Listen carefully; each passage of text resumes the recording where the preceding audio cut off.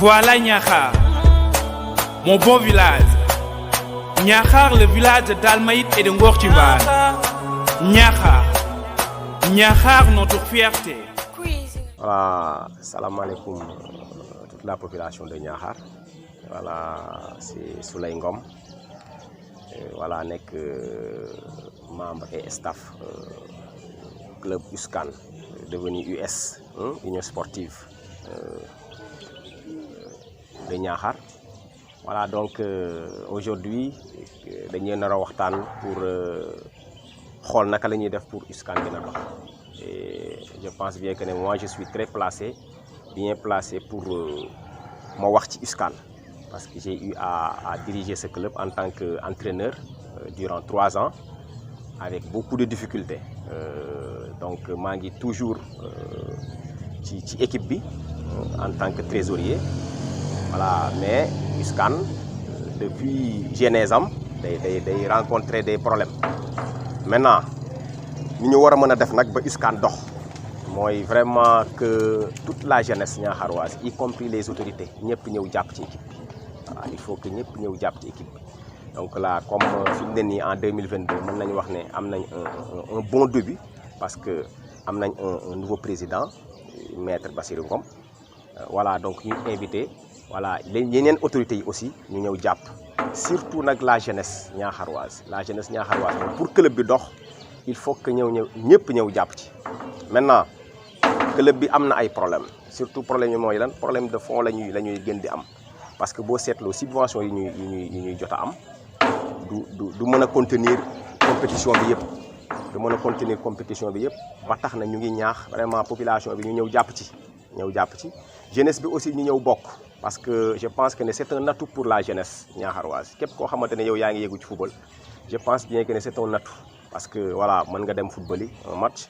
voilà des détecteurs, voilà mën nañ la gis, ça sera un atout pour la population de Niakhar, ça sera un atout pour toi-même.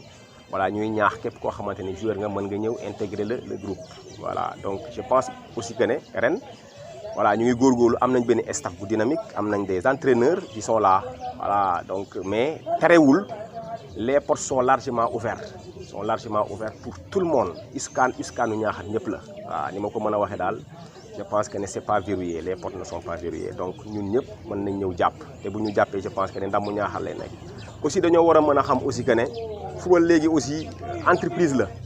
Je pense bien que ne Niakhar bu amee benn joueur boo xamante ne tekki na rek, je pense que ne voilà l'exemple est là. Si on prend l'exemple de Sadio Mané, je pense bien que ne voilà kenn dootu ko wax. Nous tous nous connaissons l'histoire de Sadio Mané. C'est un seul joueur dans une région sax laay wax. Donc jombul Niakhar talent bi mi ngi fi, donc il faut ñun ñoo koy gëm. Te aussi je me dis que ne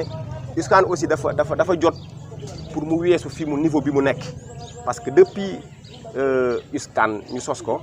division régionale rek la ñuy football. Et je pense que ne tournoi division régionale ku ko xam, voilà donc premier pas là pour ñu monter, pour club bi yéeg. Donc ñun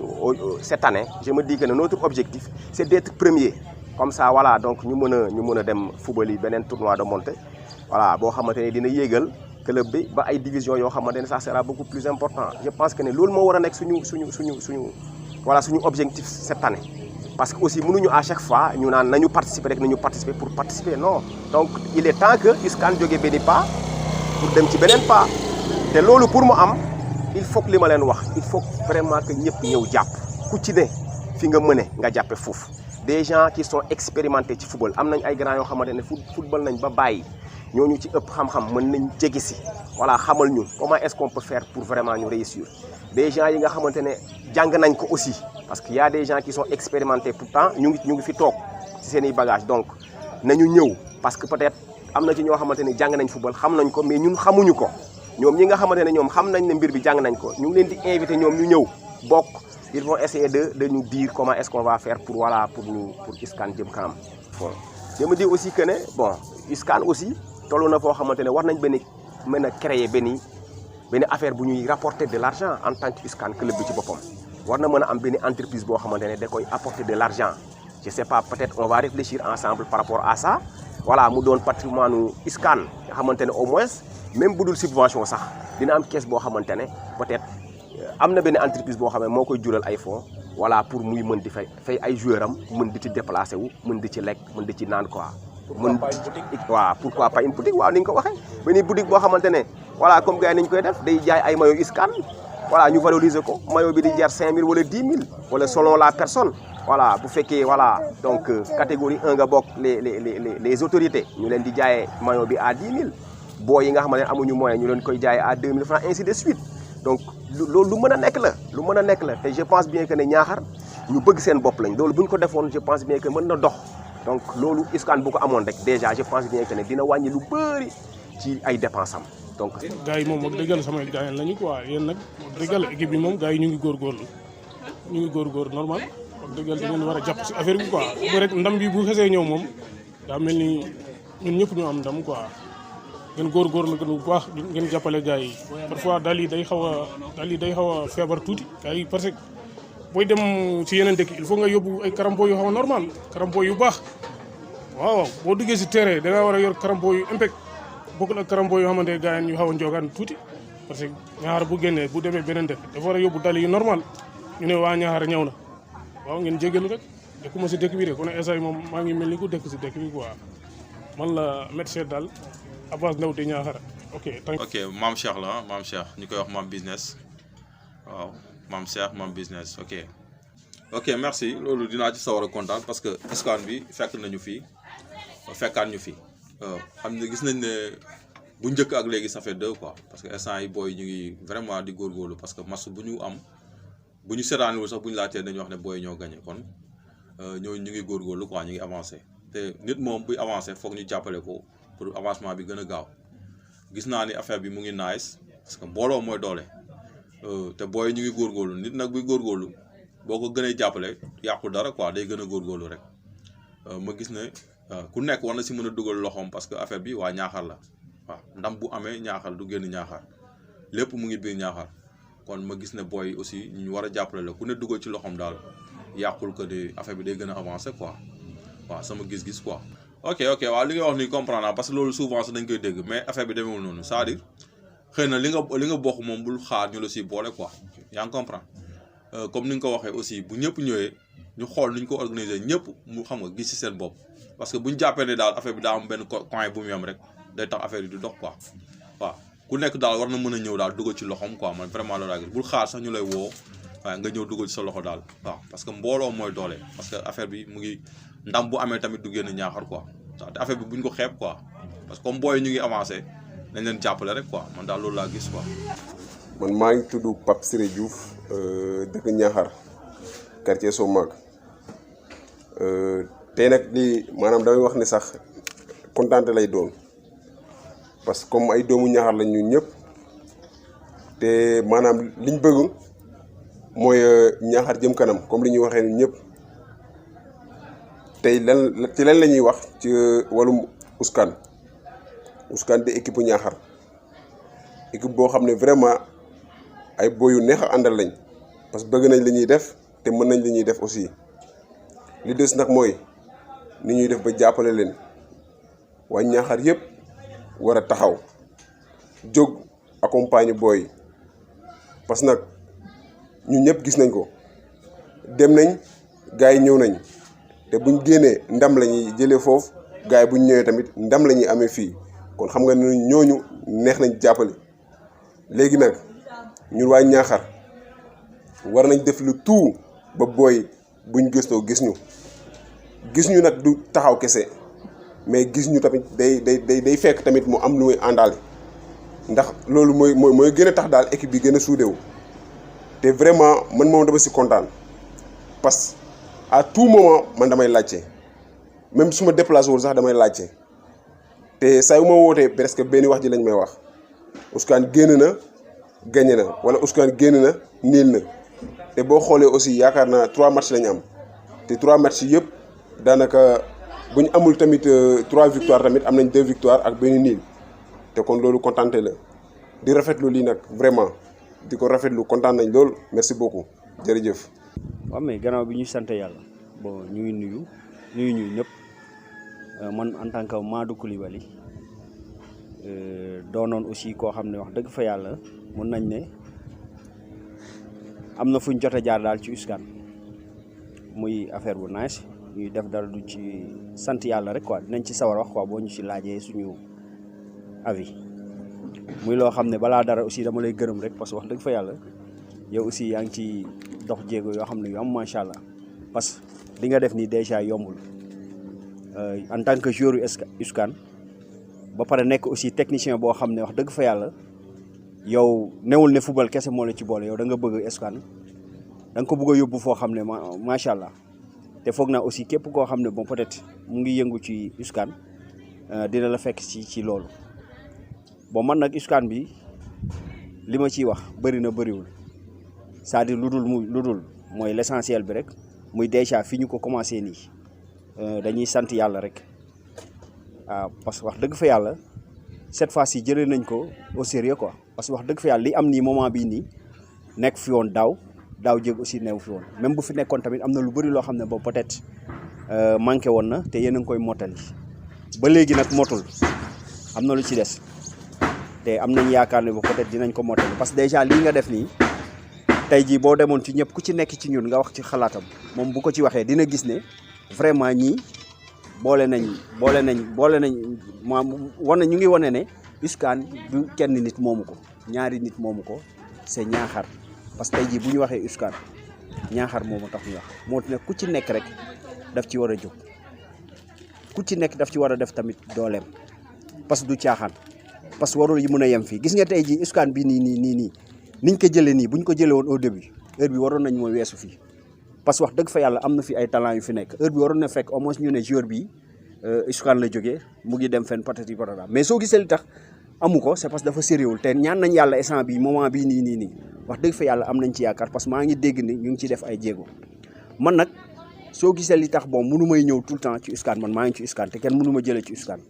man maa ngi ci USCAN kenn mënu ma ci jëlee c'est parce que ñàkk jot rek moom moo amul mais tout le temps suma xel mu ngi ci yéen lépp loo xam ne ba peut-être mën naa ko dinaa ko def ci USCAN et puis di leen di xamal aussi ne nañ ko yaatal ñu bañ ko politiser nañ yaatal USCAN képp koo xam ne mu ngi fi ci biir Ñaaxar koo xam ne war nañu mën a jàppale ci biir USCAN war ngeen fa mën a dem yegg waxtaan ak moom mu ñëw dugal ci loxoom mu doon loo xam ne du doon nitu kenn nitu ñëpp lay doon lépp wax dëgg fa yàlla ñu ngi ciy sant yàlla daal di ci kontaan bu baax waaw di la jaajëfal comme ni ma la ko waxee commencement bi rek ñu ngi lay jaajëfal et puis di leen wax naan bu leen ci tay surtout dirigeants yi nga xam ne peut-être instant bi ñu ngi ci nañ ci gën a jàpp te waxtaan ak boy yi nañuy waxtaan ak boy yi bëgg nañ loolu namm nañ loolu comprendre parce que wax bu ñu nee fayuñu leen de fayuñu leen parce que amuñu luñ leen fay mais loolu mu ngi fi xel mi mu ngi fi ak xalaat yi tamit ñu ngi fi mais ñoom aussi nañ comprendre ne loolu dañuy door a door bu soobee yàlla incha allah dinañ dem ba toll foo xam ne dina weesu ku ci nekk jotam quoi loolu bon loolu la ñuy ñaan yàlla na ko ñu fa yàlla yóbbu quoi. waaw bon asalaamaaleykum maa ngi ziar ñëpp di nuyu ñëpp di rafetlu aussi vraiment interview bi parce que lii moom tey balaa may wax ci USCAN damay njëkk a wax ci yow parce que lii ngay def nii tey wane na ne yow tu es un fils de Ñaaxar boo xamante ne vraiment lépp li nga xamante ne ci wàllum information la rek yaa ngi koy jéem a dox di ko visualiser aussi parce que loolu mooy li am solo donc ñu lay ñaanal yàlla rek bon nga gën a avancer ba leneen ak leneen li nga xamante ne rek yow séntu nga ko ci sa objectif mbaa séntu nga ko ci say projet yàlla defal la ko vraiment maa ngi lay ñaanal loolu macha allah. USCAN nag vraiment bon ren gis nañ ni mu demee waaw tey ren je pense bien que ne li ñuy naan saani tàccu la je peux dire que saani tàccu la sax parce que ñi ci commencé dugal seen loxo de bari na bari boo xamante ne kon bari na bari boo xamante ne bu ci ñëpp dugalee seen loxo kon fu ñu bëgg a yegg dinañ fa yegg mais loolu aussi day fekk rek que ne Ñaaxar am na ay personnes de bonne volonté te aussi fi ñu war a dem pour gis leen pour waxtaan ak ñoom ci mbirum USCAN parce que USCAN du mbirum quartier du mbirum association du mbirum kenn mbirum Ñaaxar la donc comme mbirum Ñaaxar la aussi ñëpp ñi nga xamante ne war nañ leen étaler vraiment le projet pour ñu war liñ ci mën ñu def ko donc dinañ jëm ci ñoom vraiment waxtaan ak ñoom xamal leen ne leen kat lii mooy suñu objectif lii mooy suñu objectif lii mooy suñu objectif te ren vraiment on a jugé nécessaire que tey ren dañoo war a yeeg tournoi de montée te tournoi de maintien pour nga yéeg fa il faut que championnat bi nga xamante ne nekk nañ ci te yàlla di ñu ci jàppale dañ ci am 2 victoires ak benn match nul que ñu mën a dem ba final ba jël final bi doog a mën a yéeg tournoi de maintien te avec vraiment la collaboration aussi des joueurs parce que joueurs yi aussi vraiment ñu ngi ciy def seen kéemtalaay kattan bëgg nañ ko xam nañ ko te ñu ngi vraiment li ñuy xaar ci ñoom pour le moment ñu ngi koy gis di ñaan yàlla rek yàlla na yàlla gën a defaral yoon bi te aussi vraiment di appeler ñëpp aussi di appeler ñëpp en particulier nag premièrement ki ma ci njëkk a wax ci appel bi mooy monsieur le maire parce que tey bu ma nee monsieur le maire maanaam mën naa ne c'est la première autorité ici à Niakhar kon mënuñoo écarter monsieur le maire ci dara kon première appel maanaam appel bi maanaam mu ngi jiite ci monsieur le maire doog a ñëw nag ci les personnes de bonne volonté ñi nga xamante ne aussi vraiment dañoo yàggoon di def ci ISCAN te xëy na amagu woon ñu occasion pour visualiser leen ba amuñu woon occasion vraiment pour mettre leen à l'évidence à ce que nit ñi dinañ xam ne kii def na lii kii def na ISCAN même boo fa joxee 1 franc sax dinañ ko publier ISCAN ren moom ku fa joxe 1 franc rek dinañ ko publier xamal ne leen diw de moo joxe 1 franc bi te vraiment ñu ngi ko ciy féliciter di ko ciy remercier aussi que ñeneen ak ñeneen aussi buñ bëggee ñëw dinañ xam ne kat lii du ay yëfu caaxaan ñun xooluñ ci luñ ci wut mais li nga xamante ne tey mën na jëmale ISCAN ci kanam moom lañ ciy xool donc en appel à tous vraiment ñu ngi leen di woo ngeen rejoindre ñu xam nga ñu bokk day bokk baay lu ñu xàccandoo ñu mën koo dóor pour mën a yegg fi ñuy yegg vraiment di rafetlu interview bi di leen jaajëfal vraiment liggéey bi rafet na macha allah merci beaucoup. asalaamaaleykum wa rahmatullahi man la Mouhamed Bella Sall maa ngi waxtaan ak sama boy yi footballeur yi Niakhar yi wax dëgg yàlla boy yi moom lu ñuy def ren Niakhar wax dëgg yàlla rafet na parce que man damay déplacé maa leen seetaane toujours mais wax dëgg yàlla li may gis si ñooñ wax dëgg yàlla dafa rafet nekk na action bu nga xamante ne population waa Niakhar dañu war a jógu jàpp ci boy yi parce que lu ñuy def ni du pour intérêt seen bopp kese intérêt Niakhar ñëpp la mais loo bugg a def dara tamit boo amul gannaaw amul ñu lay jàppale affaire bi du mun a yomb parce que boy yi moom wax dëgg yàlla bugg nañu ko lool mais boo amul ñu leen jàppale ñu leen soutenir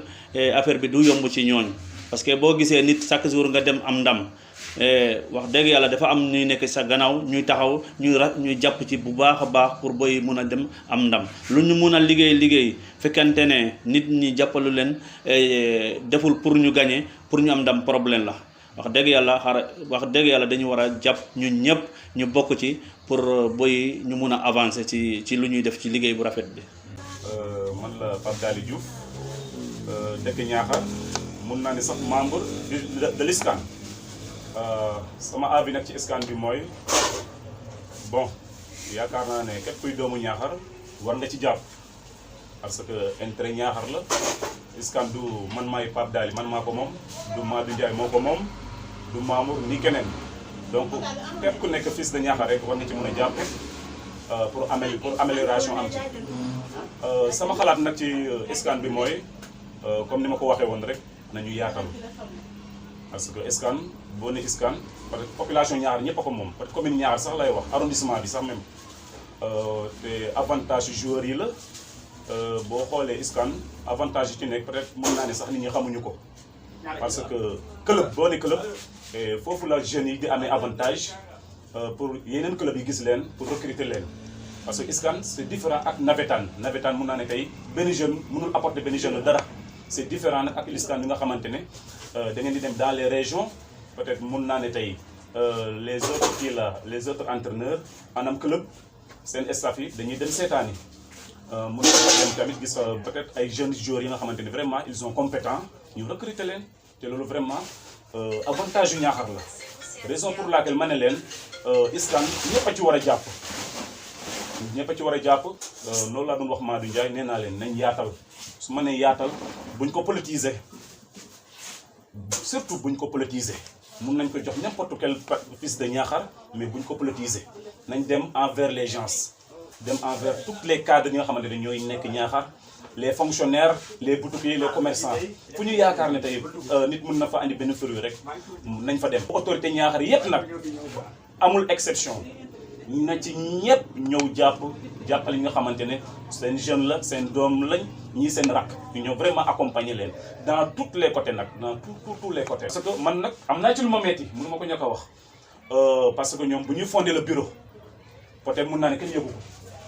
bu ñu nommé seen président aussi man dinaa ko wax peut-être maa ngi rafetlu li nga xamante ne moom la président bi di def rafetlu naa ko c'est un fils de Niakhar mu ngi fiy def liggéey boo xamante ne vraiment ñëpp a ko rafetlu mais genre yi suy am nañ boo ne may ne boo gisee à chaque fois ma ne nañu koy yaatal à chaque fois nañ intervenir ñëpp bokk ñu ñëw vraiment accompagner les jeunes cadres di féliciter avec le président maa ngi koy féliciter mu ngi ciy def ay jéego yu doy waar mais na ngeen dem ci envers les autres ñi nga xamante ne mën nañ ko apporter parce que mënuñ ñëpp bon le président rek mën na def mënul def lépp mais nañ xool ñeneen cadres yi nga xamante ne mën nañ ci participer jàppale booy ñoom ñëpp ñu ñëw ñu accompagner leen. man maa ngi tudd Aliou Touka Sène dëkk Niakhar comme li ñu wax rek li ñu wax si ISCAN bi man ISCAN moom suñ ko waxee yëpp pour Niakhar pour mu jëm kanam la te foog naa tey suñu nee ISCAN bi rek ñëpp dañ see war a mën a jàpp parce que Niakhar la ñuy représenté te Niakhar lañ gëm te lu ñu am tey Niakhar moo ñu ko gënal te tey Niakhar moom suñu demee ba war a booloo jàppale ISCAN bi loolu ñun ñëpp si ñoo si war a jàpp parce que Niakhar lañ gëm te Niakhar lañu am waaw loolu moom mën na nekk parce que dañ ne mbooloo mooy doole te suñu mbooloo tamit doon benn luñ song dinañ ko daan pourquoi pas ñu booloo buñ nee dañ booloo rek daa am luñ bëgg benn objectif lañ bëgg te benn objectif boobu tant que ñu ngi doon benn rek dañ koy daan te loolu lu ma wóor la te yàlla xam na ko te doomu Niakhar yi tey amul lu leen tëx suñ doonee benn rek lépp luñ song dañ koy daan te tey damay woo ñëpp ñu ñëw ñu booloo ñu song li ñu daan ko parce que tey suñu bénéfice la quoi suñu demee ba am ay doomu Niakhar ñoo xam ne dañ leen a gis fii ñu jënd leen tey laa la wax de suñu objectif la parce que dinañu jàppale suba te dinañu am fuñ ñu toll suba te tey rafetul tey Niakhar ñu ne Niakhar amuñu benn jour koo xam ne ku leen représenté au niveau tey loolu amu fi te loolu mosu fi am te suñu demee tey ba ISCAN bi tey fondé fi